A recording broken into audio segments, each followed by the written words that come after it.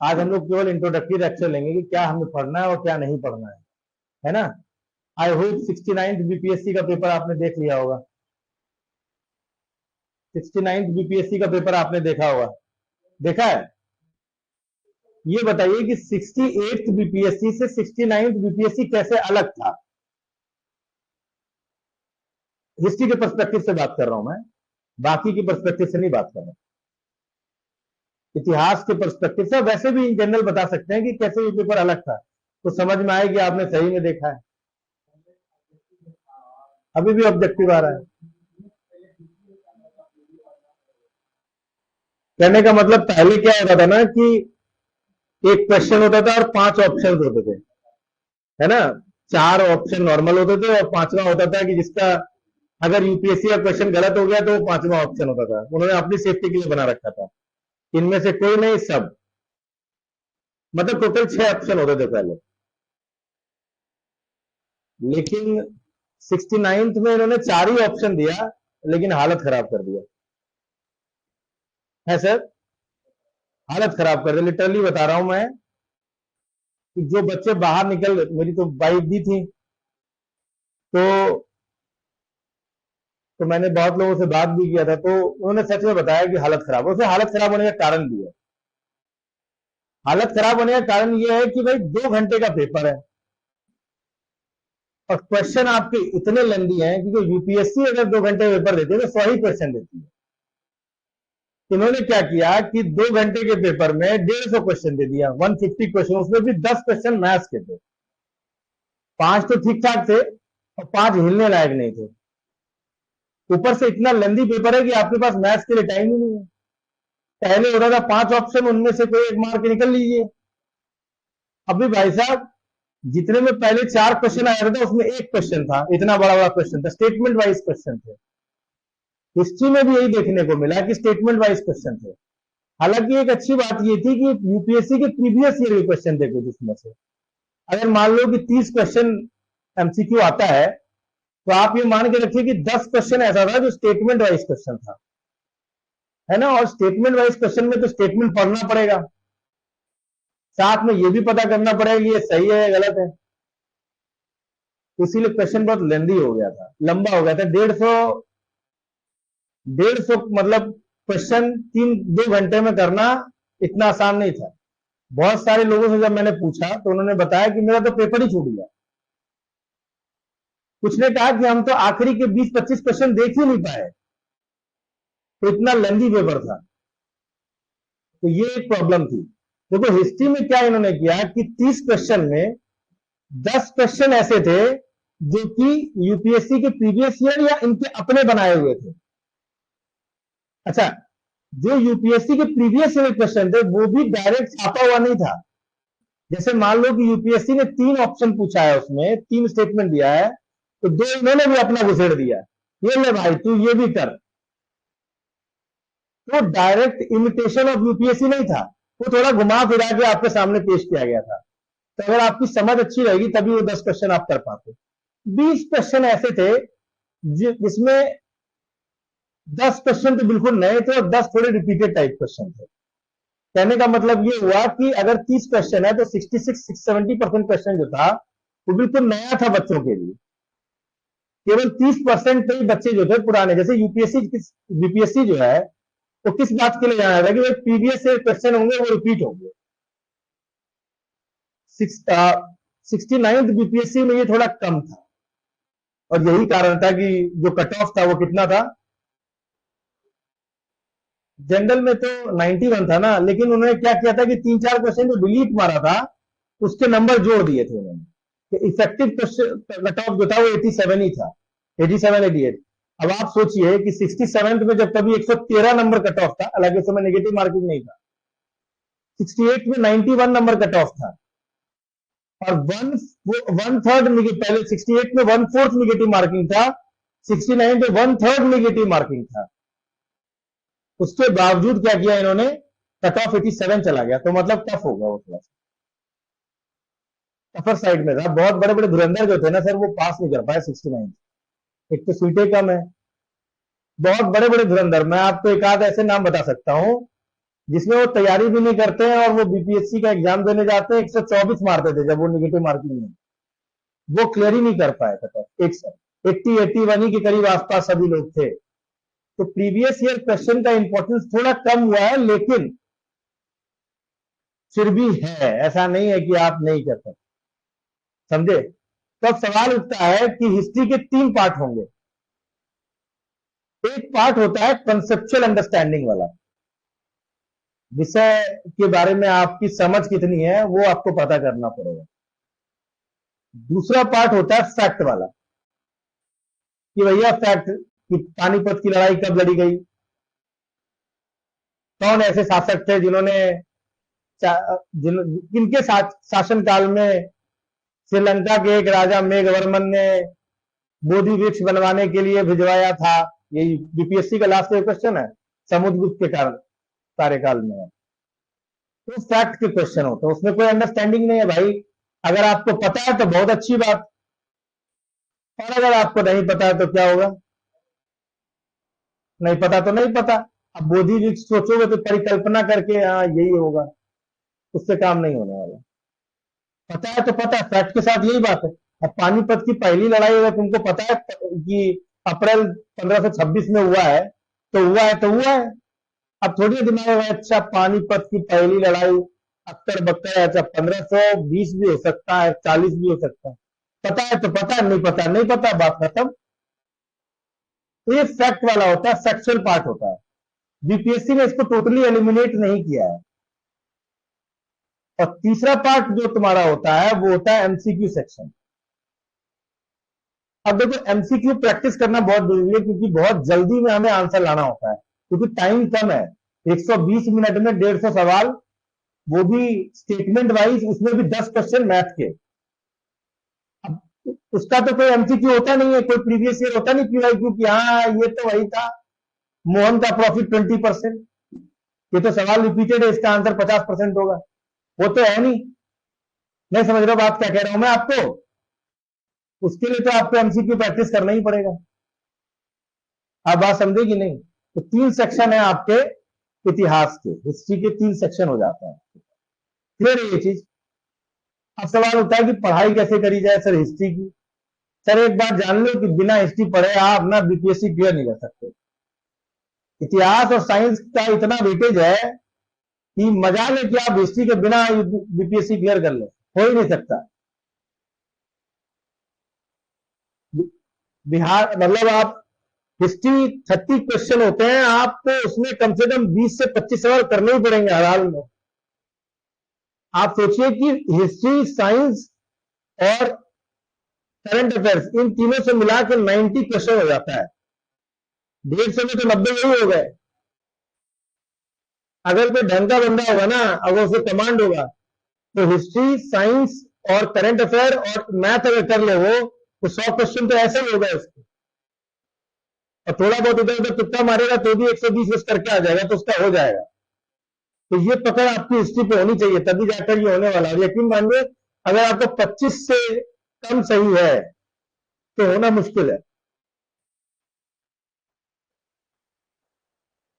तो हिस्ट्री में आपकी पकड़ बना के रखिए, ज्यादा बढ़िया है।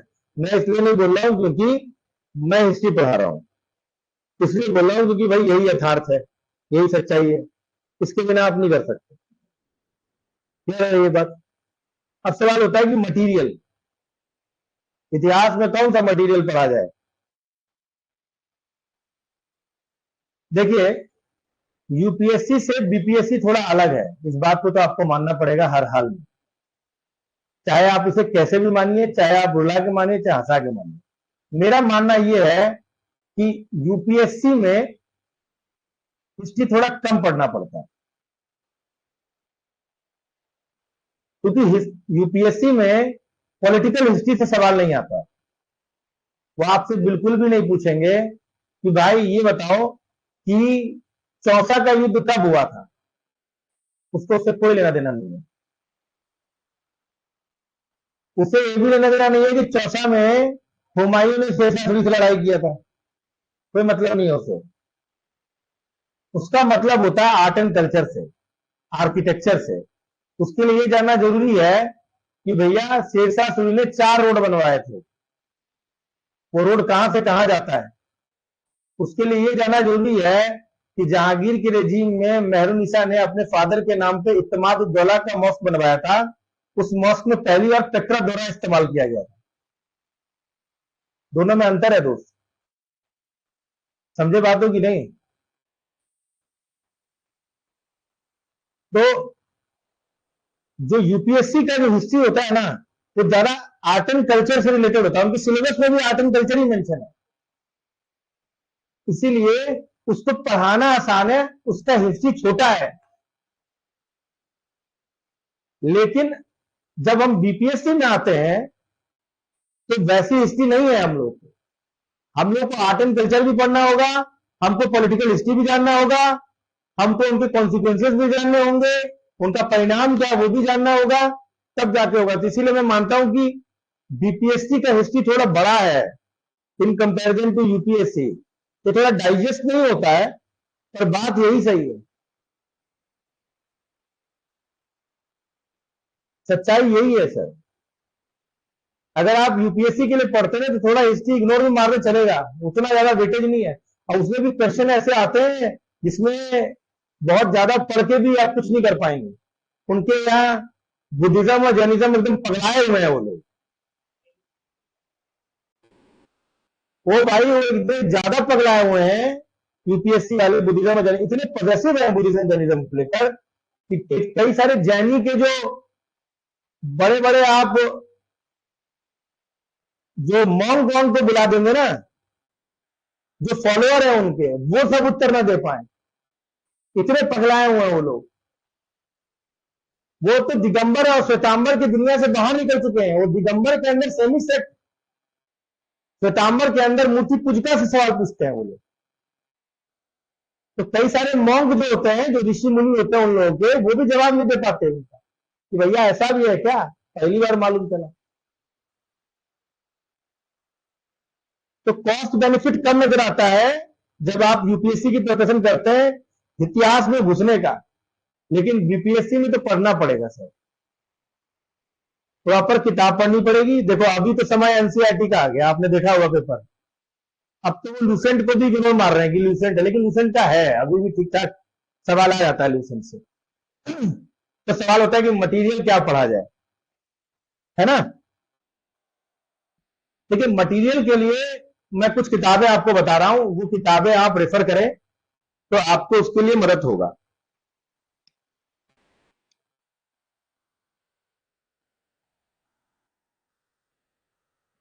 देखिए, हिस्ट्री आपको जो बीपीएससी के पर्सपेक्टिव से पढ़ना है उसके 3 भाग हैं।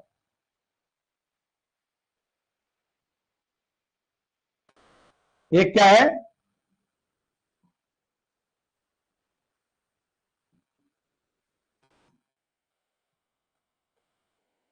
एक है आपका एंशियंट हिस्ट्री, इसको आप क्या बोलते हैं, प्राचीन इतिहास। ठीक, यहां पे हम इसको कॉमा करेंगे। ठीक, दूसरा पार्ट क्या है बाबू, मेडाइवल हिस्ट्री, इसको हम लोग क्या बोलते हैं, मध्यकालीन इतिहास।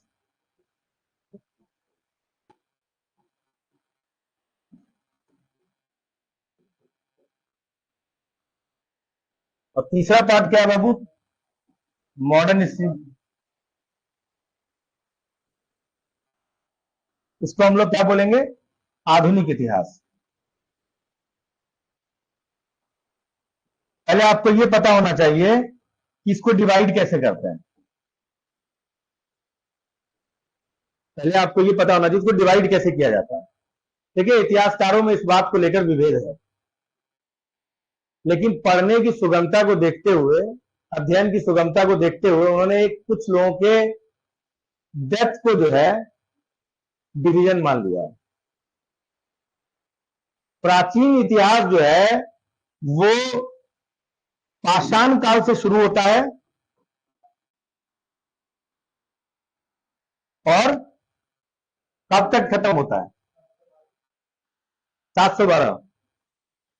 कुछ लोग 712 कहते हैं, कुछ लोग जो है वो कहते हैं कि हर्षवर्धन की जो मृत्यु हो गई है 647 में, उसके बाद जो है हम प्राचीन इतिहास का अंत मान लेंगे। कुछ लोग बोलते हैं 712 को हम लोग प्राचीन इतिहास का अंत मानेंगे।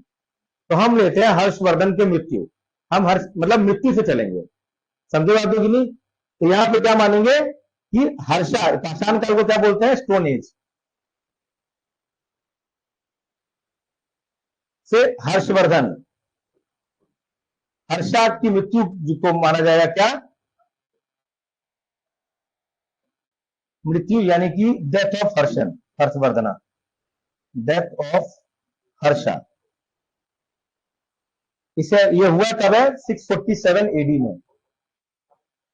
इसको मान लेते हैं कि यहां से जो है खत्म हो गया, क्योंकि इसके बाद जो है राजपूत एरा की बिल्डिंग होता है। कुछ लोग कुछ किताबों में आपको 712 एडी भी मानते हैं कि वो भी डेथ है, ठीक है। हम लेकिन हर्षवर्धन की मृत्यु को मानेंगे, इसके बाद प्राचीन भारत खत्म हो गया। अच्छा, मध्यकालीन इतिहास क्या बोलेंगे कि हर्षा की मृत्यु, हर्षा की मृत्यु, हर्षा की मृत्यु से लेके मध्यकालीन कहां तक मानेंगे, 1707। क्यों, तो औरंगजेब की डेथ हुई है उससे ज्यादा, तो औरंगजेब का डेथ जो माना जाएगा, औरंगजेब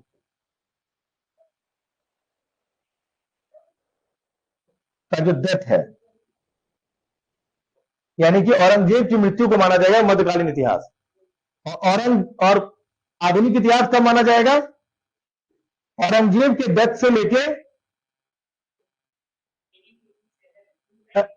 अरे नहीं रे, जब यहीं पर मध्यकालीन है तो उसके बाद से शुरू होगा ना। तो औरंगजेब की डेथ से लेके 1947 तक जब हमें आजादी मिल गई है, तो उसको हम लोग क्या बोलेंगे, आधुनिक इतिहास, यानी कि ये कब से कब तक जाएगा, 1947 तक। अच्छा, 1947 के बाद की कहानी अब तक, उसको क्या बोलेंगे, इसको हम लोग कहते हैं क्या, पोस्ट इंडिपेंडेंस बोलते हैं।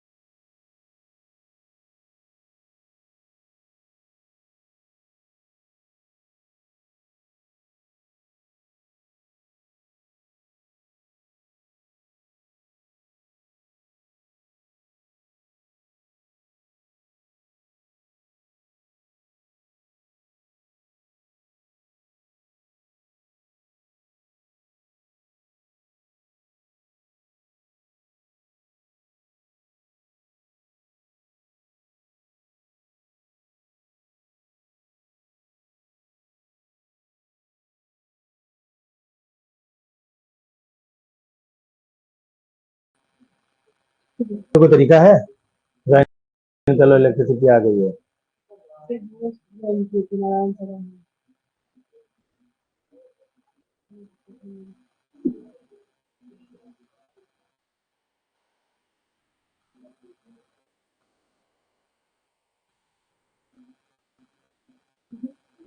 अभी ज्वाइन किए ना? वो बोले थे, फोन किए थे क्या कि नहीं दिख रहा है? तो बोले नहीं लाइट चली गई। चलो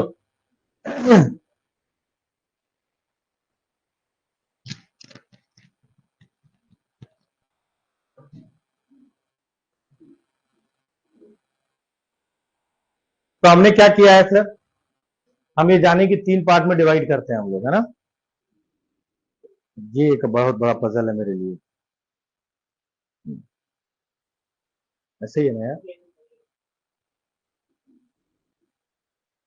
ओके फाइन।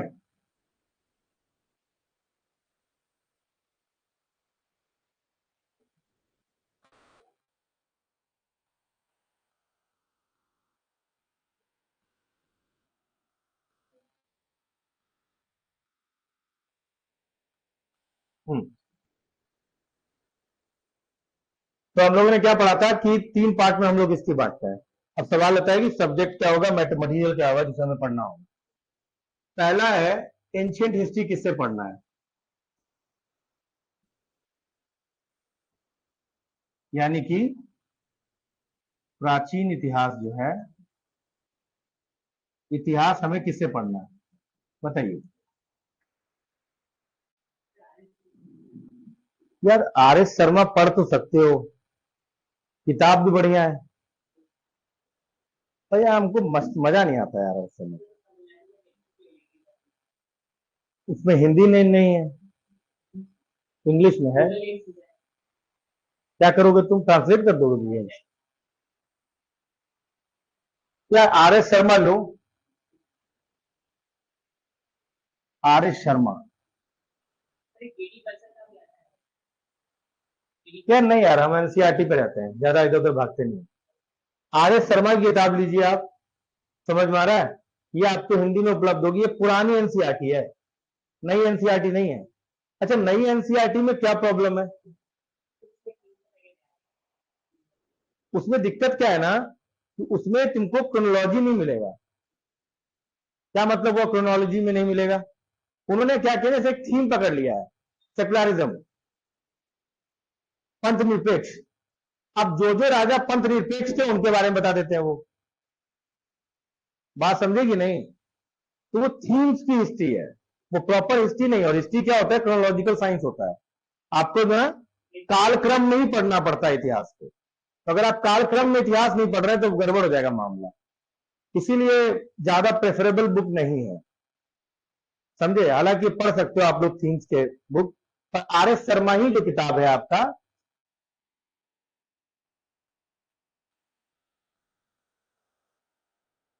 ये किताब ले लीजिए, आपको हिंदी माध्यम में उपलब्ध होगी। समझ में आ गया? दूसरा क्या है, मेरा पीडीएफ। ये आपको पीडीएफ अवेल करा जाएगा, आपका ग्रुप होगा ना, उसमें डाल दिया जाएगा पीडीएफ, हिंदी और इंग्लिश दोनों में। तो आप उसको अवेल कर सकते हैं, तो आप पीडीएफ भी पढ़ सकते हैं। तीसरा क्या है कि आप लूसेंट पढ़ सकते हैं, ये भी हिंदी और इंग्लिश दोनों में उपलब्ध है।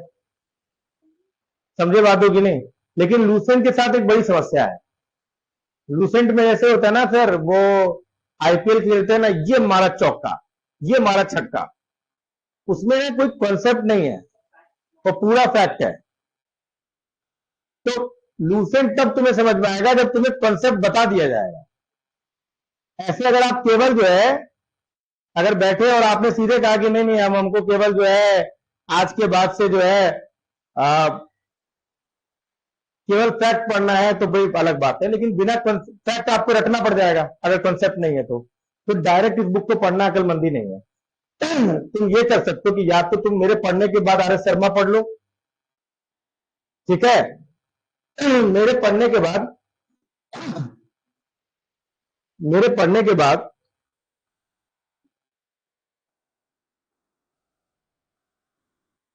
आर एस शर्मा पढ़ने की जरूरत पड़ेगी नहीं तुमको, लेकिन आप चाहो तो पढ़ सकते हो, ठीक है? लूसेंट फैक्ट के लिए अच्छी किताब है, आप फैक्ट के लिए उसको रेफर कर सकते हैं। जब ये सब कर दीजिए, जब मैंने क्लास ले लिया और आपने लेक्चर देख लिया, उसके बाद आप क्या कर सकते हो कि आप प्रीवियस ईयर क्वेश्चन जो होते हैं ना, पीवाईक्यूज जो होते हैं, वो कर लीजिए। तो मैं आपको एक प्रिस्क्राइब करूंगा कि घटना चक्र की जो होती है ना, एक प्रीवियस ईयर पूर्वालोकन करके किताब आती है, वो पढ़िए। अब मैं क्यों, मेरे को क्या घटना चक्र वालों ने पैसा दिया क्या? नहीं, मैं आपको क्यों बता रहा हूं, समझिए। जो घटना चक्र का जो पूर्वावलोकन होता है, उसमें ये लोग क्या करते हैं, डिफरेंट डिफरेंट पीसीएस और यूपीएससी सब के क्वेश्चन एक जगह डाल देते हैं। समझ में आ गया? तो आप देखिए, पीवाईक्यू करेंगे तो आप बीपीएससी का पीवाईक्यू करेंगे, लेकिन कई बार क्या होता है कि मध्य प्रदेश पीसीएस से भी सवाल आ जाता है, झारखंड पीसीएस से भी सवाल आ जाता है, कई बार यूपी पीसीएस से भी सवाल आ जाता है, तो फिर वो तो नहीं हो पाएगा। तो अगर आप घटना चक्र पूर्वावलोकन से अगर एमसीक्यू कराएंगे तो आपका हो जाएगा। हालांकि मैं क्लास में भी आपको एमसीक्यू दूंगा, बीच बीच में मैं टेस्ट भी दे दिया करूंगा, आप ऐप पे जाकर टेस्ट भी अपियर हो सकते हो। समझ में आ रहा है? क्विज 1 क्विज 2, जैसे टॉपिक कंप्लीट हो गया उसके बाद मैं क्विज 1 डाल दूंगा, क्विज 2 डाल दूंगा, क्विज 3 डाल दूंगा। समझ में आ रहा है? जैसे based on the current pattern of BPSC, अभी का क्या पैटर्न है बीपीएससी, उसके हिसाब से। लेकिन उसके अलावा भी आपको जो है पूर्वावलोकन, जो एक घटना चक्र किताब आती है, मेरे हिसाब से वो आपको जरूर करना चाहिए। ठीक है, वो आप जरूर कर लें। इससे क्या होगा ना कि कम से कम रिपीटेड क्वेश्चन आपके गलत नहीं होंगे, उससे आपका एमसीक्यू बेहतर हो जाएगा। ठीक, ये ध्यान रखिए। अगर मान लीजिए उन्होंने यूपीएससी का भी क्वेश्चन आपसे पूछ लिया, तो भी you will be in a position to answer that question. आप उस परिस्थिति में होंगे जिसमें आप क्वेश्चन का उत्तर दे सके या उत्तर ढूंढ पाए। दोनों बातें होती है यूपीएससी में या पीसी बीपीएससी में। जब भी कोई एग्जाम दिया जाता है तो उत्तर जानने से ज्यादा उत्तर पहचानना इंपॉर्टेंट है कि क्या सही उत्तर है उस चीज का। तो आपको ना घटना चक्र जरूर लेना चाहिए, पूर्वावलोकन। इनफैक्ट हर सब्जेक्ट का एक बार आपको जो है पूर्वावलोकन जो है वो देख लेना चाहिए, उससे आपको बहुत हेल्प हो जाएगा। हालांकि पहले इसका रेलिवेंस ज्यादा था, अब थोड़ा कम हो गया क्योंकि क्वेश्चन अब थोड़े बदलने लगे हैं ये लोग। ठीक है सर, फिर भी क्वेश्चन तो क्वेश्चन आना ही है उस एरिया से, तो वो आप कर सकते हैं। इसके अलावा एक और किताब है जो है तमिलनाडु की। मैं ये नहीं कहूंगा सारी चीजें पढ़िए, आप देख लीजिए आपको सूट क्या करता है, उस हिसाब से आप देख लो। एक आती है तमिलनाडु की किताब, पर इसके साथ प्रॉब्लम क्या है कि इसमें हिंदी में नहीं उपलब्ध होगा। तमिलनाडु की स्टेट बुक है ये।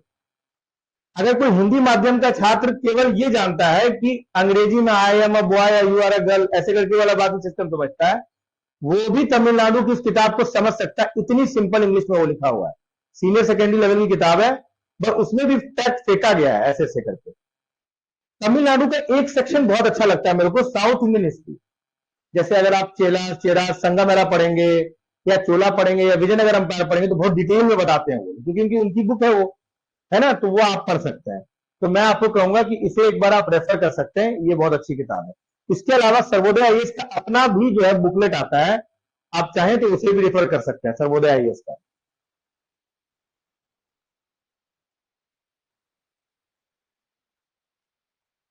इसकी अपनी भी किताब आती है, आप चाहें तो इसको भी आप रेफर कर सकते हैं।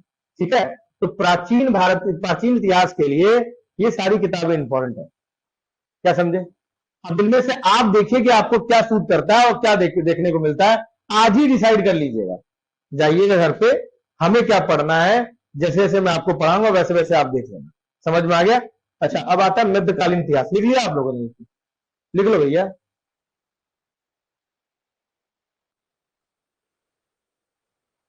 इसको मैं लिख भी देता हूं, लूसेंट।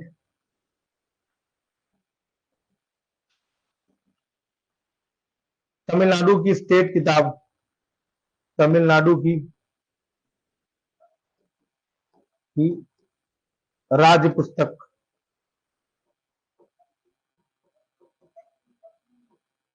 सर्वोदय आईएएस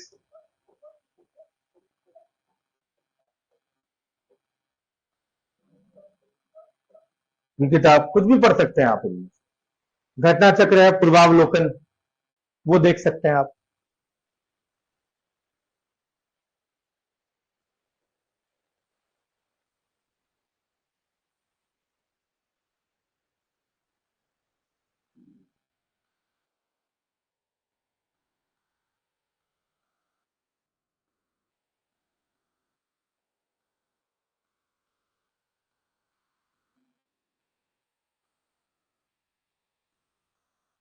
आप लोगों में इन सभी किताबों में किस किताब को आप लोगों ने देखा है पहले? लूसेंट और R S Sharma. R S Sharma भी अच्छी किताब है, आप उसको पढ़ सकते हैं, है ना? देखा आप लोगों ने आर एस शर्मा को? लूसेंट और पूर्वावलोकन देखा। लूसेंट में दिक्कत है, कॉन्सेप्ट नहीं बनेगा, तो वो बीपीएससी कर नहीं पाओगे। ठीक है, अगर आप कॉन्सेप्ट जानते हो तो फिर लूसेंट आपके लिए अच्छी किताब है। कॉन्सेप्ट नहीं जानते तो दिक्कत है, और इतिहास में कॉन्सेप्ट होता है। ठीक है, मध्यकालीन इतिहास में क्या है भाई? मध्यकालीन इतिहास में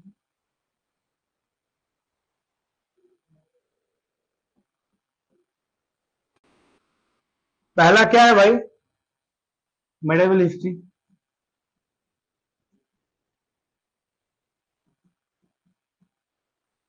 पहली किताब क्या है? सतीश चंद्रा की। ये भी जो है सतीश चंद्रा की किताब आती है। ये भी क्या है? ये भी क्या है? ओल्ड एनसीईआरटी है। यार मैं आपको सजेस्ट नहीं करूंगा कि आप इस किताब को पढ़ें। अगर आपको बहुत पढ़ने का शौक है तो ये किताब पढ़िए, क्योंकि ये बहुत बहुत ज्यादा है इसमें। हाँ, बहुत बहुत ज्यादा है ये। समझे बात होगी? तो मैं आपको सजेस्ट नहीं करूंगा कि ये किताब पढ़ने की, लेकिन आपकी इच्छा है, अगर पढ़ना है, ज्यादा जानना है, तो आप ये किताब पढ़ सकते हैं। पर इसके बाद कुछ है नहीं। अगर आप पढ़ लेंगे ना तो आप शायद ऑप्शनल जाके लिखा है, समझे? सतीश चंद्र की किताब है एक ये। दूसरी किताब है आपके सामने तमिलनाडु, हिंदी इंग्लिश दोनों में अवेलेबल होगा। दूसरी किताब है तमिलनाडु की, ये केवल इंग्लिश में अवेलेबल होगा, पर इजी इंग्लिश है, समझ सकते हो तुम लोग। तीसरी किताब है लूसेंट। मैं लूसेंट को एंशियंट के लिए तो जरूर कहूंगा, पर मेडिवल के लिए कोई खास किताब नहीं है। बहुत सारे फैक्ट तो इसमें फैक्ट मिसिंग है। एंशियंट बहुत अच्छा दिया है लूसेंट में फैक्ट वाइज, पर मेडिवल हिस्ट्री मेरे को लूसेंट के पसंद नहीं है। कुछ होता ही नहीं है, कुछ मेंशन ही नहीं है उसमें। फिर भी आप देखना चाहो तो देख सकते हो, एक कर्सरी लुक दे सकते हो। ठीक है, ये चीजें आप कर सकते हो। इसके अलावा चौथा सर्वोदय यश का भी अपना एक मटेरियल है,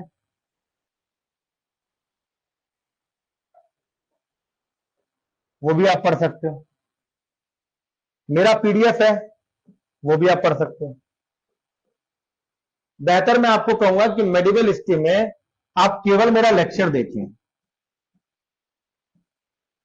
आपका काम हो जाएगा। प्राचीन भारत में भी मेरा लेक्चर देखेंगे, आपका काम हो जाएगा।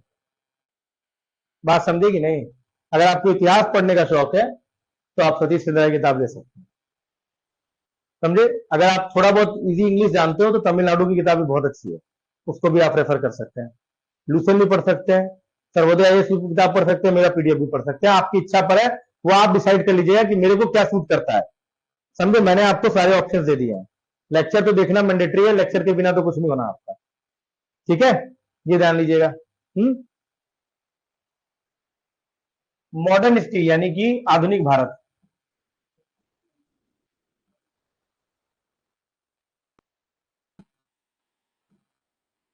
देखो, इसके लिए अगर आपको बहुत पढ़ने का शौक है तो बिपिन चंद्रा की किताब ले लीजिए,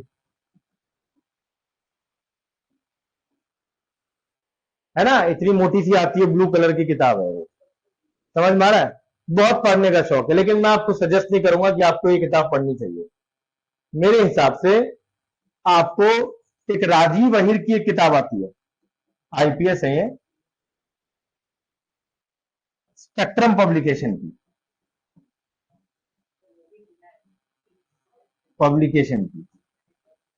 नहीं तो बात यह है ना कि स्पेक्ट्रम पब्लिकेशन पढ़ने, अगर स्पेक्ट्रम आप पढ़ लेते हो तो बिपिन चंद्रा ने बहुत सारे पार्ट को कवर नहीं किया है।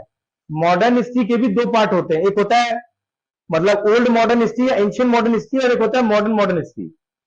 उसमें प्रॉब्लम क्या है ना कि इन्होंने मॉडर्न वाला यानी कि ये बहुत बाद से शुरू किया है, इन्होंने 1857 रिपोर्ट से शुरू किया है। तो मेरे भाई 1707 से लेके 1857 तक के बीच में भी बहुत कुछ है। एंग्लो मराठा वॉर नहीं मिलेगा, एंग्लो मैसूर वॉर नहीं मिलेगा, पोर्तुगीज आने का बात नहीं कुछ डिसाइड बोला गया है, ना अंग्रेजों का आना बताया गया है। सीधे 1857 रिपोर्ट से शुरू किया इन्होंने। भाई उससे पहले भी कुछ हुआ है, वो भी पढ़ना होता है इतिहास में। और बीपीएससी का तो यही एरिया है जिससे सवाल पूछे जाते हैं। बात समझे कि नहीं? तो स्पेक्ट्रम में आपको ये एरिया भी कवर्ड मिलता है। एक्चुअली स्पेक्ट्रम ने ना दो किताबों को मिलाकर बनाया किताब, एक तो बिपिन चंद्रा को और दूसरी किताब है आपको ग्रोवर एंड मेहता, दोनों को मिला दिया है इन्होंने। इसीलिए स्पेक्ट्रम पढ़ना आपके लिए मस्त है। इसके लिए बस इतना ही पढ़िए, बहुत ज्यादा नहीं पढ़ना है, समझे? अच्छा, इसके अलावा जब आप ये किताबें पढ़ेंगे इसके बाद आपको पूर्वावलोकन से आप अपने आप को टेस्ट कर लीजिए कि भैया ये एमसीक्यू है, टेस्ट हम भी देंगे, आप भी कर लीजिएगा। समझ में आ गया? कितनी बातें क्लियर हो गई आपके लिए?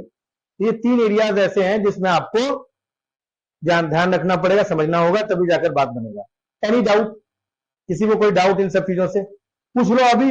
मटेरियल के अलावा अब इसके बाद में बात नहीं करूंगा, फिर बीच में सर कहां से पढ़े, अरे नहीं यार, बात हो चुकी है, इससे ज्यादा दोबारा नहीं। बताओ मेरे को, अभी कोई डाउट है तो पूछ लो। किसी को कोई डाउट हो तो पूछ लो यार, मटेरियल से ले ले। बोले किसी को कोई doubt? One can ask. Material से रिलेटेड कोई डाउट?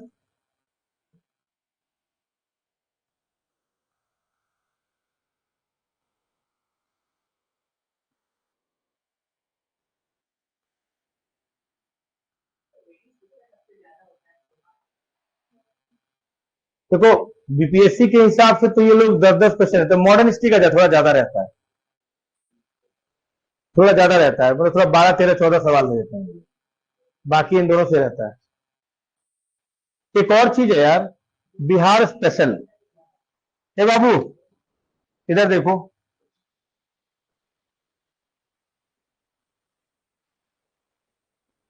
इन तीनों एरिया से बिहार में क्या हुआ उससे भी सवाल पूछे जाते हैं।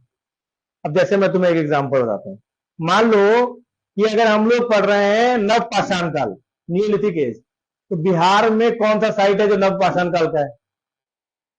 मान लो हम लोग पढ़ रहे हैं होम रिल ये सविनय अवज्ञा आंदोलन या भारत छोड़ो आंदोलन, क्विट इंडिया मूवमेंट या सिविल डिसोबीडियंस मूवमेंट, तो बिहार में ये घटना कहां घटी है, कौन सी घटना घटी है? तो ये अलग से हम लोग नहीं पढ़ते हैं, जब हम लोग मध्यकालीन, जब हम लोग इतिहास पढ़ रहे होंगे उसी समय हम आपको बता देंगे कि देखिए यहां पर ये घटना घटी थी, पूरे भारत में ये घटना थी और बिहार में ये घटना घटी है। बात समझे? हालांकि पता नहीं क्या हुआ है, बीपीएससी ने बिहार से सवाल पूछना थोड़ा कम कर दिया है। जैसे पिछले साल 5-7 सवाल जो था वो बिहार इकोनॉमिक सर्वे से आता था फ्री में, लेकिन इन्होंने इस चीज को भी बंद कर दिया। इस बार इन्होंने ना यूनियन इकोनॉमिक सर्वे से सवाल पूछा है। हाँ, बहुत कम कर दिया है इन्होंने। पहले तो 7 सवाल तो आप इकोनॉमिक सर्वे से आना ही आना तय है, एक सवाल नहीं था इकोनॉमिक सर्वे से, तो इन्होंने उसको डिस्करेज करना शुरू कर दिया कि आप पूरा पढ़िए। इनको ना यूपीएससी वाला जो है ना कुत्ता काटा है। हाँ, यूपीएससी वाला इनको हुआ है कि अब हम यूपीएससी कल से कम थोड़ो ना है? हाँ हाँ, समझे बात हो कि नहीं? चलो ये हो गया। अच्छा, अब ये तो हो गया प्री का। मेंस का देखो, एक बहुत अच्छी बात है कि प्री का सिलेबस बहुत वास्ट है, कहीं से भी पूछ दे रहे हैं ये लोग। अब मेंस का सिलेबस चुटकुसा है, चुटकुसा। मेंस में ये लोग क्या करते हैं, इनके कुछ आर्ट है जो फेमस है, हर साल इसी से घुमा फिरा के पूछते, देखो क्या क्या है। एक इनका क्या है वर्ली कहां पूछता है लोग, पाला आर्ट, इसको क्या बोलेंगे? पाल कला, पालकालीन कला।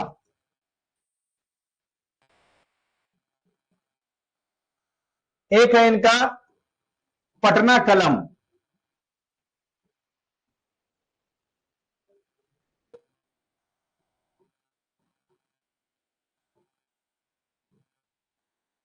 तीसरा है मौर्य आर्ट,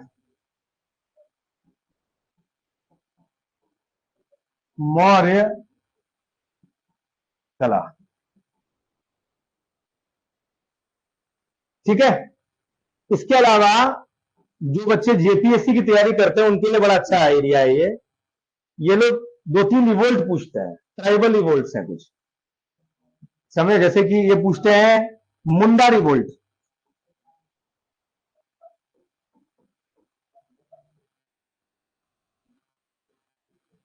यानी कि मुंडा विद्रोह।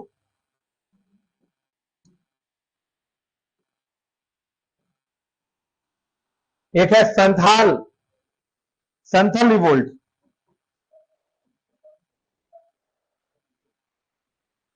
संथल विद्रोह।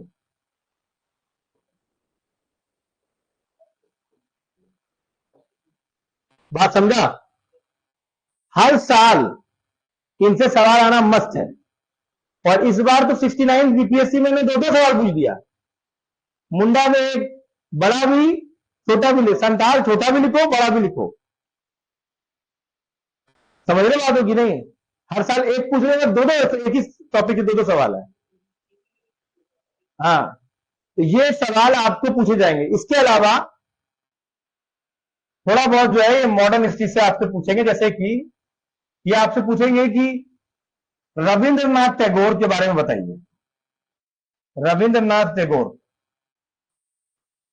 ज्यादातर इनके नेशनलिज्म से, राष्ट्रवाद से सवाल पूछे जाता है। हाँ, इनके आर्ट में क्या योगदान है, ये सब बातें।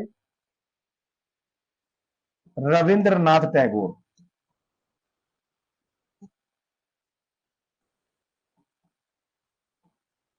इसके अलावा महात्मा गांधी के बारे में पूछते हैं।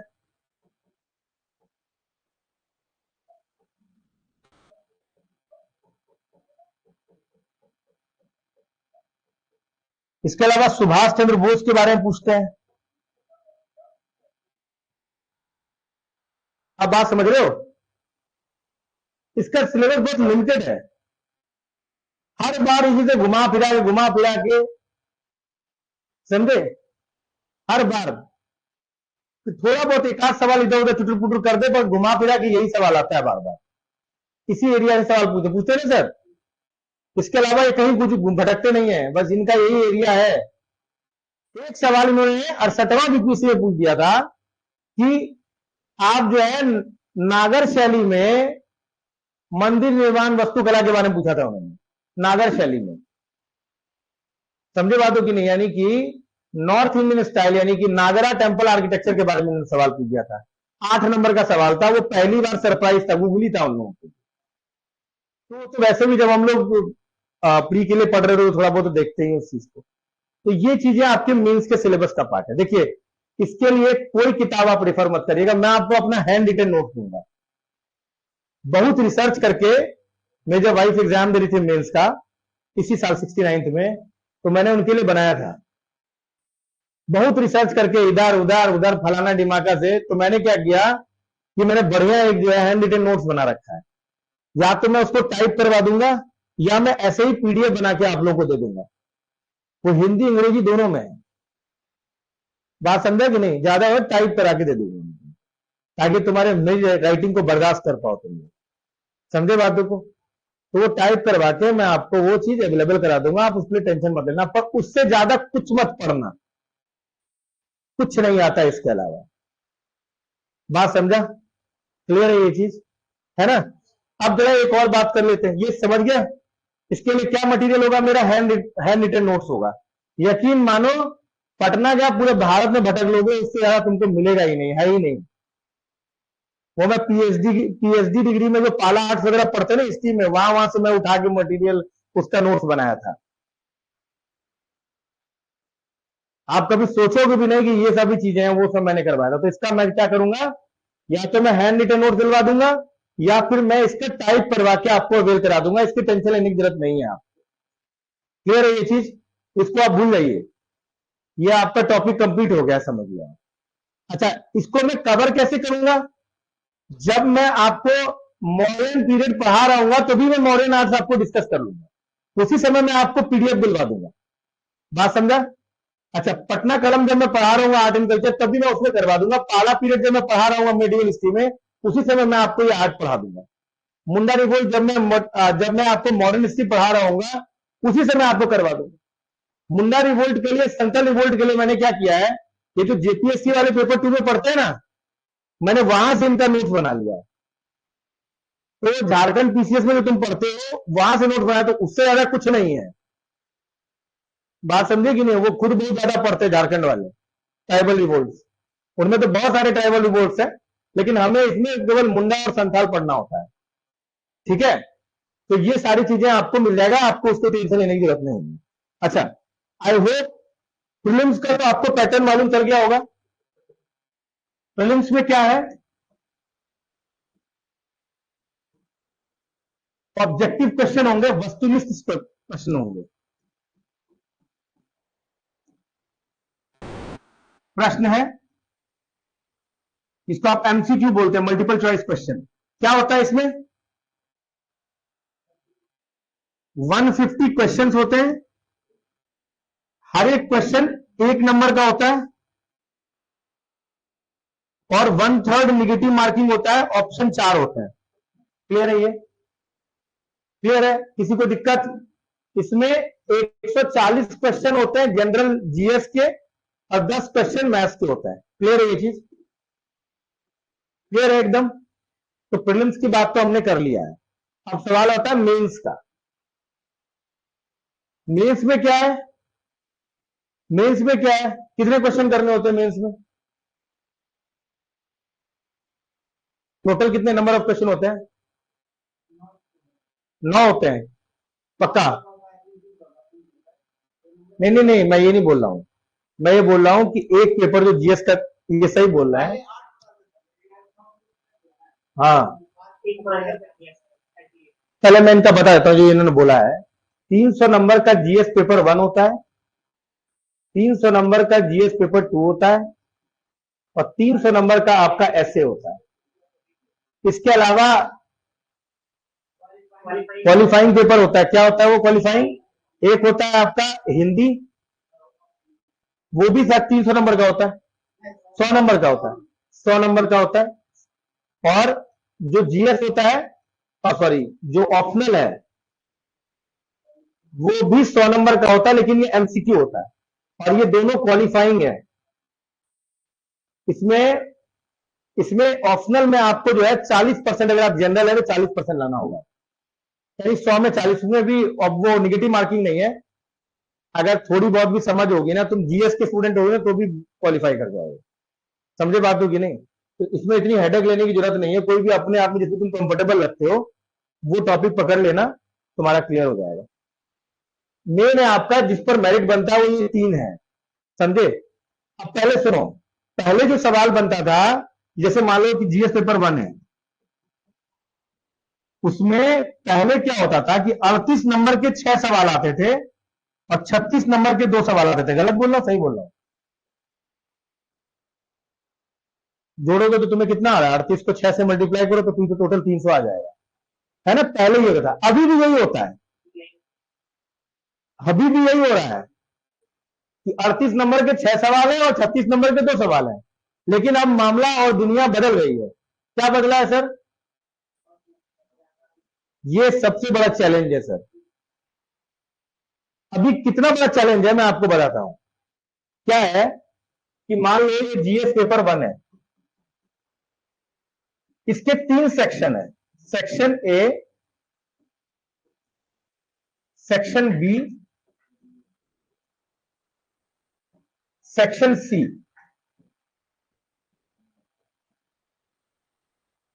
पहला सेक्शन क्या है? हिस्ट्री का। तो सर बात ना करिए, देखिए थोड़ा ध्यान दीजिए। पहला सेक्शन हिस्ट्री का है। पहले क्या होता था कि ये लोग आपको पहले सेक्शन में 5 सवाल देते, बोलते थे कि कोई भी 3 कर लो। अब इन्होंने ये भी करना बंद कर दिया। अब ये क्या करते हैं, अथवा में डाल देते हैं, या तो ये करिए या तो ये करिए, या तो ये करिए या तो ये करिए, या तो ये करिए या तो ये करिए। अब पहला वाला आपको करना ही करना है, यानी कि अब ध्यान सुनिएगा सर।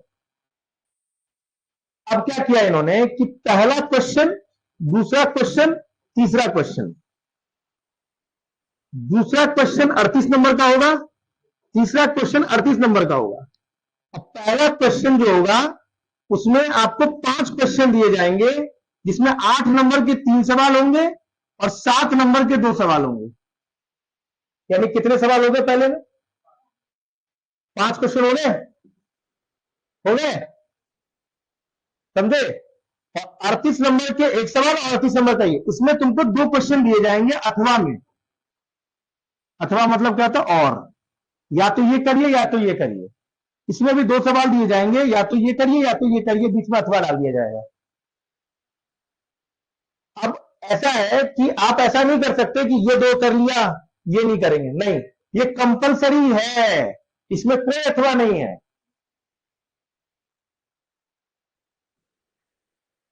इसका मतलब क्या हो गया कि 3 और 2 5, 6 और 7, टोटल सवाल कितने हो गए? 7। अब ये चैलेंज है, अभी कैसे चैलेंज है मैं आपको थोड़ी देर में बताता हूं। सिमिलरली सेक्शन बी में भी आ गया। सेक्शन बी में क्या हुआ? पहले सेक्शन में 5 क्वेश्चन और उसमें 8 नंबर के 3 और 7 नंबर के 2। फिर तुम्हारा जो है दूसरा क्वेश्चन क्या जो होगा वो 38 नंबर का होगा, और तीसरा क्वेश्चन 38 नंबर। सिमिलरली 2 क्वेश्चन अथवा में, यानी कि 5 ये हो गए और 2 ये हो गए। इस एरिया में भी 7 सवाल हो गए। ये सवाल जो होता है, ये पेपर जो सेक्शन बी जो होता है वो करंट अफेयर का होता है। तो करंट अफेयर क्या होता है यार? तो कुछ भी पूछ देते हैं उसमें, तो पॉलिटी पूछ देंगे 2 सवाल, तो कोई भरोसा नहीं है इनका। तो कुछ भी पूछ दे रहे हैं, टेलीकॉम पॉलिसी पूछ दे रहे हैं, कुछ भी पूछ दे रहे हैं, तो उनकी मर्जी पे सनक गए, कुछ भी पूछ देंगे। ये बहुत ही ये अथाह है, इसके चक्कर में तुम रहोगे ना बर्बाद हो जाओगे। इसमें होना चाहिए कि जनरल जीएस पढ़ के जाओ, करंट अफेयर, और वहां दिमाग लगा के करो, क्योंकि इसका कोई आगे ये तो तुम कर ही नहीं पाओगे। ये 5 सवाल होंगे ना तो इसमें 2 ही होंगे, बाकी 3 सवाल तो तुम तुक्का ही मार रहे होगे उसमें। तो कुछ भी पूछ देते हैं, उनकी मर्जी है। एक पिछली बार 68 में स्काउट्स पे कोई सवाल पूछ दिया, किसी को पता ही नहीं है। तो ये इनका सर ये तो वो एरिया है जो भगवान के भरोसे जाइए, उस दिन 3-4 बार आप जो है हनुमान चालीसा पढ़ के जाइए। अगर आप मुस्लिम हैं 4-5 बार नहीं 7 बार नमाज पढ़ के जाइए। अगर आप क्रिश्चियन है तो चर्च होके होते हुए जाना सीधे एग्जाम देने। अच्छा, ये जो सेक्शन है सेक्शन सी, ये है स्टैट्स। कुछ लोगों के लिए वरदान है, कुछ लोगों के लिए अभिशाप है। मैंने ऐसे कई स्टूडेंट को देखा है जो केवल स्टैट्स के बेसिस पे सेलेक्ट हुए हैं, और ऐसे भी कई लोगों को देखा है जो केवल स्टैट्स के बेसिस पे रिजेक्ट हुए हैं। कुछ लोगों का बहुत बढ़िया होता है और कुछ लोगों का बहुत ही घटिया होता है। अब देखो सवाल क्या है, इसमें तुम्हें ना 2 स्टैट्स करने होंगे, स्टैट्स 1 स्टैट्स 2, दोनों 36-36 नंबर के होंगे, समझे? और इसमें भी अथवा रहेगा। अब ये वो एरिया है जहां पर तुम गेम कर सकते हो। अगर तुम्हारा स्टैट्स बढ़िया है ना तो इसमें 1 नंबर भी नहीं काटता। और ये बात 68 के लिए भी ट्रू था। जब पेपर 1 में उतना स्कोर नहीं आया है तब भी लोगों के 72 या 72 नंबर आए हैं। इसमें अगर तुमने आंसर स्टेप के साथ आंसर निकाल दिया तो तुम्हें 36 नंबर लाने से कोई नहीं रोक सकता। यानी ये वो एरिया है जहां पर आप 72 के 72 स्कोर कर सकते हो। अब चैलेंज देखो, चैलेंज तो देखो थोड़ा सा तुम। इसमें पहले आते थे 5 सवाल, अब आजकल 6-6 आने लगे हैं। तुम्हारी किस्मत बढ़िया है, मान ले 5-5 आ गया, मान लिया तो 5-5 आ गया, समझे? अब उस 5-5 आ गया मान लो, तो 5 सवाल ये हो गए, 5 सवाल ये हो गए, कितने हो गए? 10। 7 ये, 7 ये और 10, टोटल कितने हुए? 24 सवाल। और समय कितना है तुम्हारे पास? कभी तुमने 24 सवाल 3 घंटे में किया है आज तक? मैं मैं आपसे एक सजेशन देता हूं, एक बार करके देखिए। एक काम कर लिए, आपने खुद से सवाल बनाइए। Describe your self, describe about your father, अपने पिता के बारे में वर्णन करें, अपनी माता के बारे में वर्णन करें, अपनी महिला मित्र के बारे में वर्णन करें, अपने पुरुष मित्र के बारे में वर्णन करें, अपने जिला के बारे में वर्णन करें। आप ऐसे 24 सवाल बना लीजिए, समझ में आ रहा है? और इसको 3 घंटे में लिखने की कोशिश कीजिए, आप नहीं लिख पाओगे।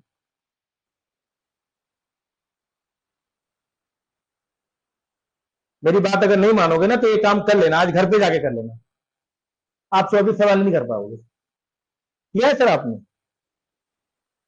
It is impossible to complete entire paper, और बिना कंप्लीट किए तुम सेलेक्ट भी नहीं हो सकते।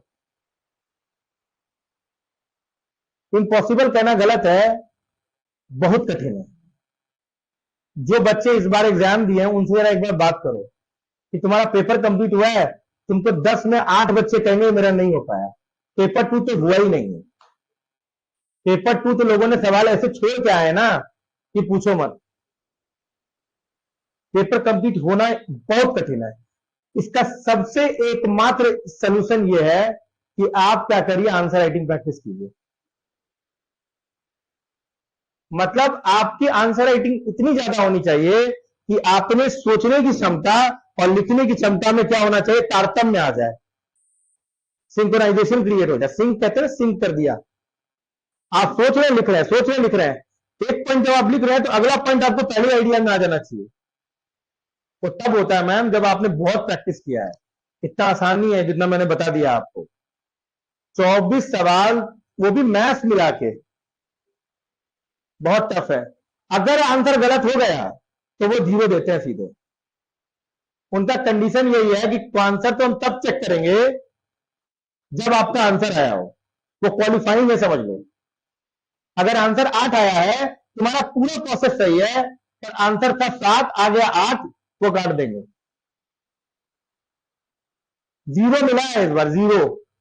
मतलब लास्ट लास्ट तब तक सही था, आंसर गलत था, 0 आ गया। इतना छोड़ो, एक लोगों को से पूछा गया कि एवरेज कितना होगा, उसका आंसर था 4। उसने मैक्सिमम वैल्यू 400 निकाल दिया, एवरेज 400 था, और उसका आंसर सेम था, प्रोसेस गलत था, उसको 6 में 4 मिल गया। आंसर का ये वैल्यू है स्टैट्स में। आप मेरी बात समझ रहे हैं मैं क्या कह रहा हूं? बात क्लियर है कि नहीं? तो ये बहुत इंपॉर्टेंट है। जो मैं जिससे डील कर रहा हूं वो सेक्शन ए है। अब प्रॉब्लम क्या है ना, जैसे हम लोग यूपीएससी का जब आंसर राइटिंग करते हैं ना, वो आसान है। फिर भी क्यों आसान है? क्योंकि उसमें एक क्वेश्चन 10 नंबर का होता है, ये इसके 10 क्वेश्चन होते हैं, और जो दूसरा सेक्शन होता है उसको 15 मार्क्स का होता है, उसके 10 क्वेश्चन होते हैं। यूपीएससी का पेपर देखा कि नहीं? 20 क्वेश्चन करना होता है, उसमें कोई स्टैट्स नहीं होता है। 10 क्वेश्चन 10 नंबर के, और 10 क्वेश्चन 15 नंबर के। वहां पे क्या होता है ना, 10 है 15 नंबर है, ज्यादा का अंतर नहीं है। तो मोटा मोटी हर आदमी 200 वर्ड में लिख के निकल जाता है। थोड़ा सा कम कर दिया, थोड़ा ज्यादा लिख दिया। लेकिन यहां पर वो बात नहीं है। एक क्वेश्चन 7 नंबर का है, एक क्वेश्चन 38 नंबर का। मतलब एक तो तुम्हें बहुत ही छोटा लिखना होगा और एक तुम्हें बहुत ही बड़ा लिखना होगा। तो टोटली तुम्हारी आंसर राइटिंग बदल जाता है। ये बहुत बड़ा चैलेंजिंग है। इस बार मैंने कुछ बच्चों का आंसर शीट देखा, अभी आ चुका है, आप लोग देखना चाहो तो देख सकते हो। किसी अपने यार दोस्त किसी ने दिया होगा तुम्हारा, उनसे बोलना कि भाई जरा तुम अपना आंसर भी दिखाएं, चेक करके जो आया है आंसर शीट। उसमें कुछ लोगों के जो शॉर्ट आंसर थे उसमें 8 में 4 4 5 5 पाए हैं, और लॉन्ग आंसर में 38 में 7 नंबर पाए हैं।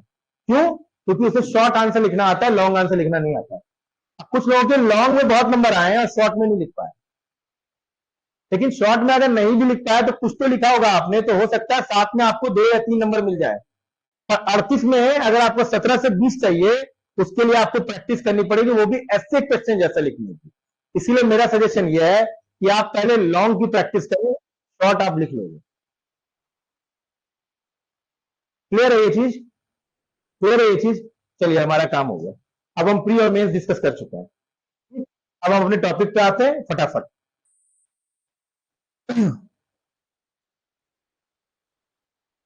देखो, हिस्ट्री जो है ना, वो है क्रोनोलॉजिकल साइंस, कालक्रम विज्ञान कहते हैं इसको।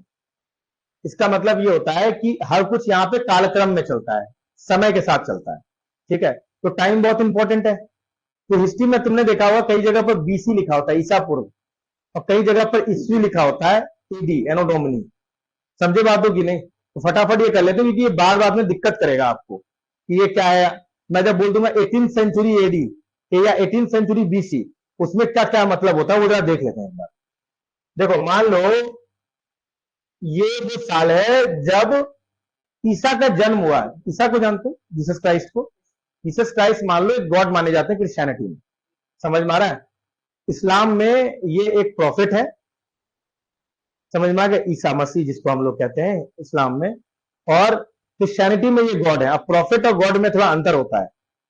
प्रॉफिट जो होता है जिसको आप पैगंबर बोलते हैं, ये बेसिकली ईश्वर और इंसान के बीच की कड़ी है, लिंक है, जो कि मैसेज लेकर आपके सामने लेकर आते हैं, गॉड का मैसेज, समझे। तो प्रोफेसी अलग चीज है, प्रॉफिट एक अलग चीज होता है, पैगंबर एक अलग चीज होता है, और गॉड एक अलग चीज है। गॉड मतलब हो गया कि ऑलमाइटी गॉड, भाई वो तो अलग चीज है, समझ में आ गया। तो ईसा जो है क्रिश्चियनिटी के हिसाब से वो सन ऑफ द गॉड माने जाते हैं, मतलब भगवान है, समझ में आ गया। तो ईसा के जन्म को जो है वो एक रिफरेंस ईयर लिया गया है। ईसा के जन्म को रिफरेंस ईयर लिया गया, मान लो वो 0 ईयर है। अब वहां के आगे को हम लोग क्या बोलते हैं, ईस्वी बोलते हैं, एडी बोलते हैं, एनो डोमिनी बोला जाता है। उससे पहले को हम लोग क्या बोलते हैं, ईसा पूर्व। यानी कि मान लो कि ये बर्थ ऑफ दी जीसस है, जीसस क्राइस्ट। इसको हिंदी में क्या बोलेंगे, ईसा का जन्म, समझ में आ गया। ईसा का जन्म को हम लोग रेफरेंस ईयर मानेंगे।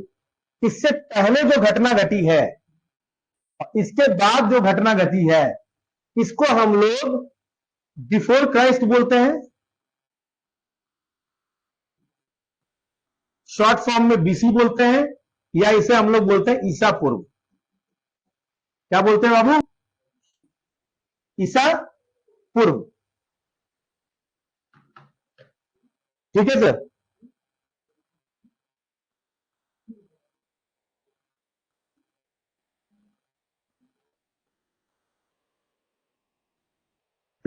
ठीक है सर, इसको ठीक से लिख दिया, नहीं तो तुम लोग कहोगे।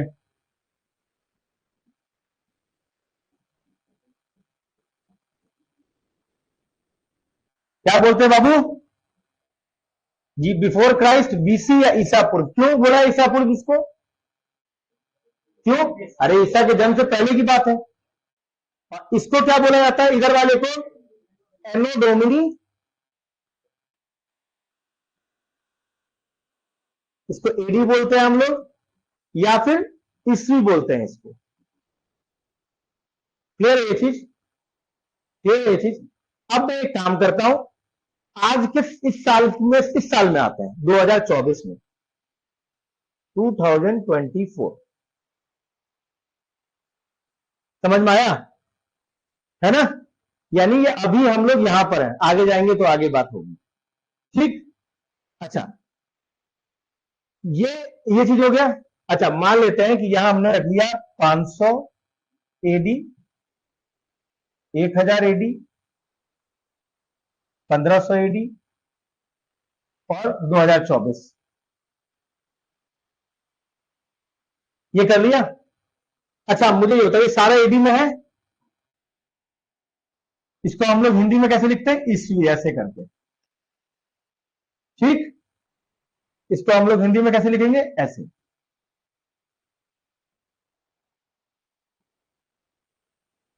ईस्वी ऐसे करके लिखेंगे।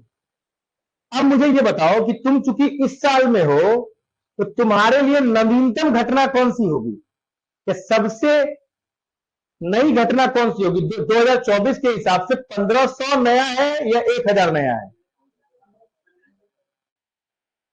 आप बताइए, क्यों, जस्ट बिफोर है, 1000 पुरानी घटना होगी, होगी 500 और पुरानी घटना होगी, ईसा का जन्म और पुरानी घटना होगी। अच्छा, जिस तरीके से हम यहां से अपने साल को शुरू कर रहे हैं, उसी प्रकार ईसा के जन्म से ही बैक में ईयर शुरू होता है। यानी कि ये 500 बीसी है, समझ में आ रहा है, इसे हम लोग ईसा पूर्व बोलेंगे, ठीक। ये 1000 बीसी है, ये 1500 बीसी है। अब मुझे बताओ कि आज 2024 के कंपैरिजन में 500 बीसी नया है या 1000 बीसी नया है? क्यों 500 बीसी नया है भाई, बताइए? क्योंकि 500 बीसी 2024 से नजदीक है ना। क्यों है, क्या हुआ? 500 बीसी नया है या 1000 बीसी नया है? क्यों भाई, 1000 बीसी होना चाहिए, क्लोजर है ना। 1000 बीसी जो होगा वो क्या होगा, थोड़ा पुराना होगा, 1500 बीसी और पुराना होगा। तुम्हें कुछ उल्टा लग रहा है?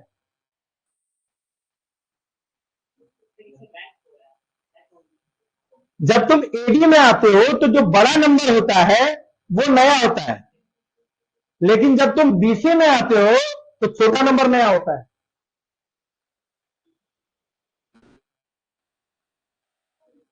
नहीं, गलत बोल रहे हैं। नंबर सिस्टम के हिसाब से तो यही दिख रहा है। क्यों क्यों सर, यही घटना है ना, ये चीज होता है। ओके, इसका मतलब ये हो गया कि अगर हम बीसी में डील कर रहे होंगे तो 1500 बीसी और 1000 बीसी जो होगा, तो हम बोलेंगे कि 1000 बीसी नई घटना है, 1500 बीसी पुरानी घटना है। ये बात हम लोग कहेंगे। अच्छा, कई बार हम लोग इतिहास में बहुत बार सुनने को मिलेगा कि 17वीं शताब्दी में, 17th सेंचुरी में या शताब्दी में, शताब्दी शब्द का मतलब होता है 100 साल, 17th सेंचुरी एडी बोलेंगे, तो इसका क्या मतलब है? 1601 से लेके 1601 से लेके 1699 या 1700 आप बोल सकते हो, ये ईयर है एडी में। जब हम 17th सेंचुरी बोलेंगे एडी, तो इसका मतलब होगा कि 1601 से लेके एक्चुअली 1699 तक, और 1700 लिख लो तुम्हारे आसानी के लिए आराम। अच्छा, मैं अगर बोलूंगा कि latter half of the 17th century, यानी कि 17वीं शताब्दी का मध्य के बाद का काल, क्या मतलब है इसका? Latter half of the 17th century या 17वीं शताब्दी के बाद, आधे के बाद का काल, बताइए। 1650 के बाद। अगर मैंने बोला कि लेटर हाफ, मैंने अगर ये शब्द इस्तेमाल किया लेटर हाफ या आधे के पश्चात, क्या मतलब है इसका?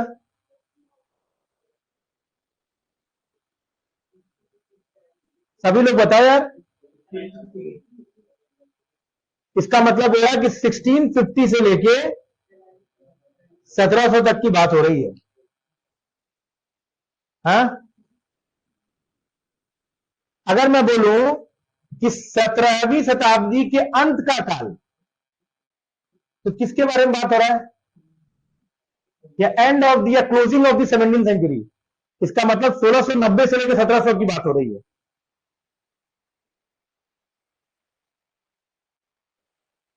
हाँ? अंत या क्लोजिंग ईयर की बात बोल रहा हूं, तो मैं 1690 के बाद की बात कर रहा हूं। क्या समझे भाई, कुछ समझ में आया? क्लियर है एकदम? अच्छा, अब मैं थोड़ा घुमाता हूं। अगर मैं ये बोलूं कि 17th सेंचुरी बीसी, अब ये कौन सा साल है?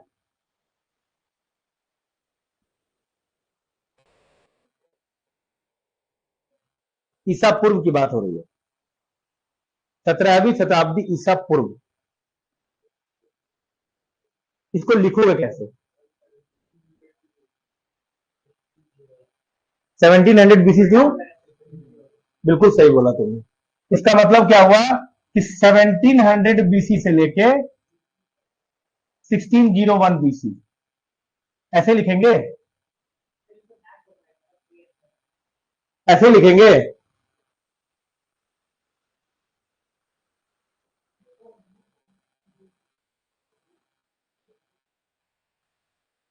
बोलिए।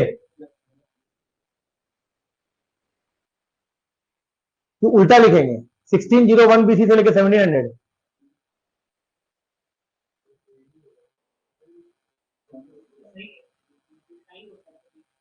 उल्टा तो बीसी में होता है, लेकिन क्या ये सही काल है? इसमें तुमने क्या किया था, नए से पुराने की तरफ गए थे, क्या वो नए से पुराने की तरफ है?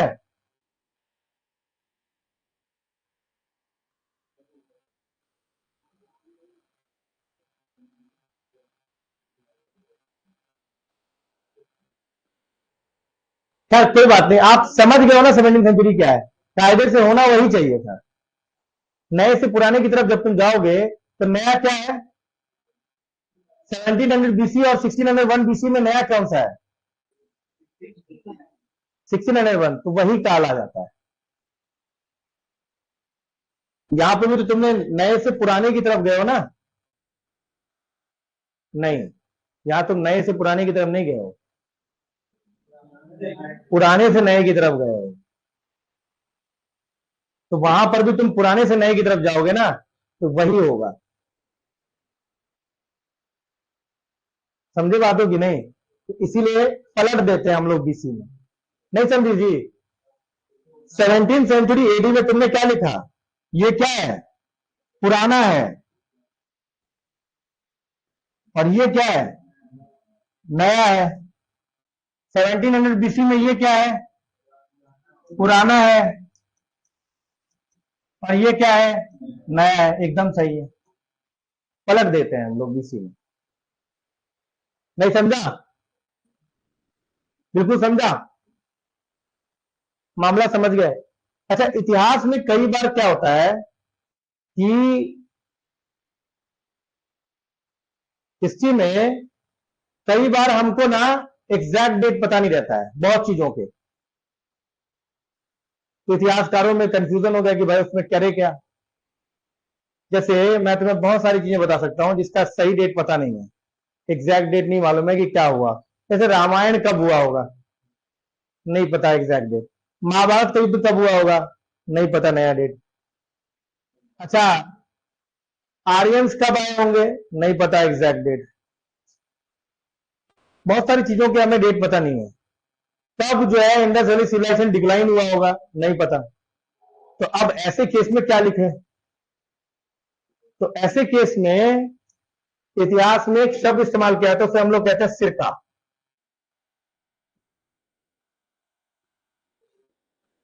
अरे विनेगर वाला सिरका नहीं, सिरका शब्द का इस्तेमाल किया है। कई बार तुमने देखा होगा, वो लोग बोलते हैं कि आर्यंस आए थे 1500 बीसी में, उसके पीछे सिरका लगा देते हैं, सी। पता नहीं है डेट। बात समझी? जब सी लग जाए ना, सिरका, या प्रॉपर वो सिरका लिख देते हैं वो ऐसे करके, तो क्या बोलेंगे हम उसको? ये जो है अभी कंफर्म नहीं है कुछ भी, कुछ हम बता नहीं पाएंगे कि कैसे क्या है। समझा बात को एकदम बढ़िया से? ठीक, चलिए अभी हम आगे बढ़ते हैं, कुछ बेसिक बातें कर लेते हैं, उसके बाद हम जो है कल स्टोन एज पे आ जाएंगे आराम से। देखो, जब क्लाइमेट गर्म होता है, क्लाइमेट जिसे हम लोग जलवायु बोलते हैं, अगर वो वार्म है, ठीक है, गर्म है या उष्ण है, तो उस केस में आप क्या करते हैं? उस केस में क्या होता है कि बारिश काफी हो रहा होता है, रेनफॉल काफी होता है। क्यों होता है रेनफॉल भाई? बरसात बहुत ज्यादा होता है, वर्षा बहुत ज्यादा होता है। क्यों? वर्षा आपको बहुत देखने को मिलेगा। क्यों? जब क्लाइमेट बहुत गर्म होता है तो वर्षा देखने को बहुत मिलता है। क्यों? तुमने गौर किया होगा, तुम्हारे यहां बहुत बारिश होती है, जब तुम विषुवत रेखा के पास पास रहते हो तो बहुत बारिश होती है, देखा है ना? लेकिन जैसे जैसे तुम समशीतोष्ण शीत कटिबंध में चले जाते हो, तो तुमको क्या देखने को मिलता है? जैसे जैसे तुम टेम्परेट रीजन में जाते हो या पोलर रीजन में जाते हो, तो तुम्हें क्या देखने को मिलता है? बारिश बहुत कम होने लग जाता है। जो भी बारिश हो रही है वो क्या हो रहा है? हिमपात हो रहा है, स्नोफॉल हो रहा है। समझ में आए कि नहीं? तो बारिश क्या होता है, कम होने लग जाता है। जितनी गर्मी होगी उतना क्या होगा, वाष्पीकरण होगा, उतनी ज्यादा बारिश होगी। हाइड्रोलॉजिकल साइकिल पढ़ा होगा तुमने, जल चक्र जिसको कहते हैं।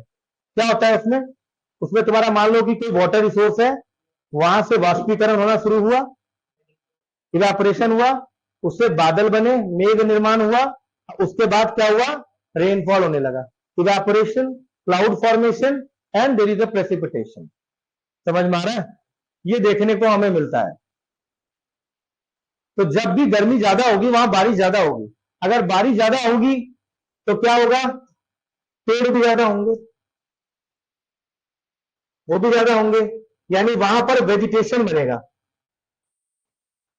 यानी कि वनस्पतियां निर्माण होगा, वनस्पति बनेगा। क्यों, सही बोल रहा हूं गलत बोल रहा हूं है? इसका मतलब कि जानवरों को रहने के लिए शेल्टर मिलेगा, लोग पेड़ पे रह सकते हैं, कोई भी जंगली जानवर उस जानवर को खा न जाए, इसलिए वो पेड़ पे, बंदर पेड़ पे क्यों पाए जाते हैं, उसे पता है कि अगर मैं जमीन पे आऊंगा तो कोई जंगली जानवर मुझे खा लेगा। समझी बात हो कि नहीं, बहुत इंपॉर्टेंट बात कर रहा हूं, अभी आपको मालूम नहीं चल रहा।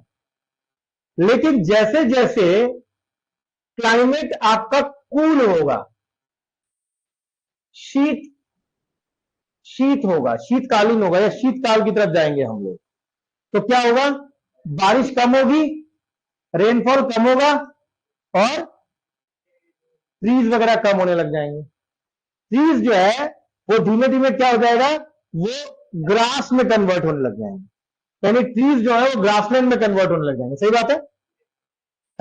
इसलिए तुम देखना कि पहले तो आपको हैंड रेस क्यों कर रहे हैं, बोलिए। हाँ जी मैम, हैंड रेस कर दिया आपने,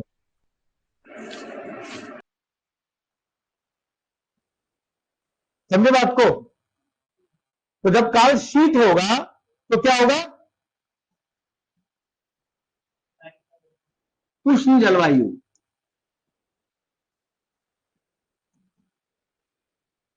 यानी कि वार्म क्लाइमेट। क्या होगा यहां पर, प्रेसिपिटेशन, पिटेशन ज्यादा होगा, यानी कि वर्षा ज्यादा होगी। मैं देखिए हिंदी इंग्लिश दोनों में लिख रहा हूं, ठीक। इसका मतलब यहां पर वेजिटेशन डेवलप होगा ट्रीज के फॉर्म में।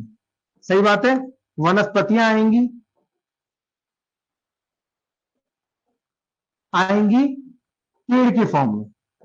सही बोल रहा हूं, सही बोल रहा हूं। लेकिन अगर यहीं पर आपका शीत जलवायु है, या शीतोष्ण है, या शीत जलवायु है, तो क्या होगा यहां पर, यानी कि यहां पर आपको जो है टेम्परेट क्लाइमेट है, तो क्या होगा, प्रेसिपिटेशन कम होगा, वहां पर वेजिटेशन भी कम होगा, यानी कि पेड़ वहां कम होंगे, यानी कि जो जानवर पहले पेड़ पे रह रहे थे अब वो घासों में दौड़ने लगेंगे। सही बात है, ये बहुत बड़ी घटना है। अच्छा, ये बात, एक बेसिक कॉन्सेप्ट समझ में आया तुम्हें।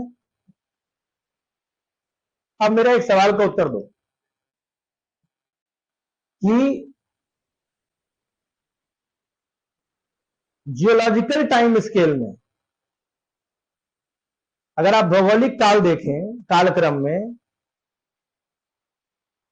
तो क्या पृथ्वी का तापमान जैसा आज है वैसा रहा है या बदलता रहा है?